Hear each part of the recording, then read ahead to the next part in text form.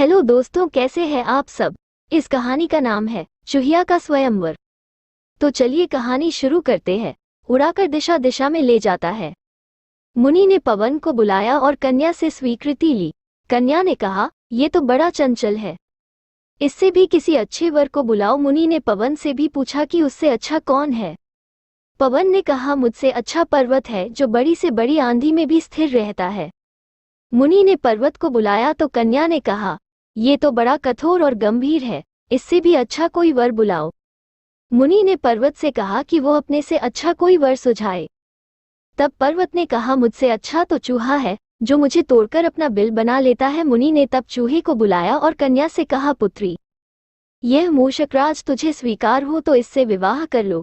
मुनिकन्या ने मूषकराज को बड़े ध्यान से देखा, उसके साथ उसे विलक्षण अपनापन अनुभव हो रहा था। प्रथम दृष्टि में ही वो उस पर मुग्ध हो गई और बोली, मुझे मूषिका बनाकर मूषकराज के हाथ सौंप दीजिए। मुनि ने अपने तपोबल से उसे फिर चूहिया बना दिया और चूहे के साथ उसका विवाह कर दिया। रक्ताक्ष द्वारा ये कहानी सुनने के बाद भी उलूकराज के सैनिक स्थिरजीवी को अपने दुर्ग में ले आए। दुर्ग के द्वार पर पहुंचकर उलूकराज अरिमर्दन ने अपने साथियों से कहा कि स्थिरजीवी को वही स्थान दिया जाए जहां वह रहना चाहे।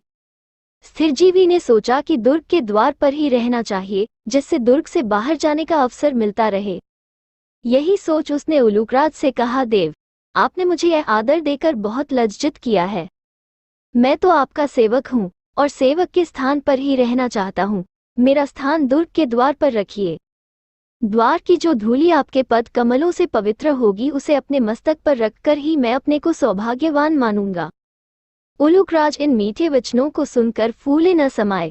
उन्होंने अपने साथियों से कहा कि स्थिरजीवी को यथेष्ट भोजन दिया जाए। प्रतिदिन स्वादु और पुष्ट भोजन खाते पीते स्थिरजीवी थोड़े ही दिनों में पहले जैसा मोटा और बलवान हो गया।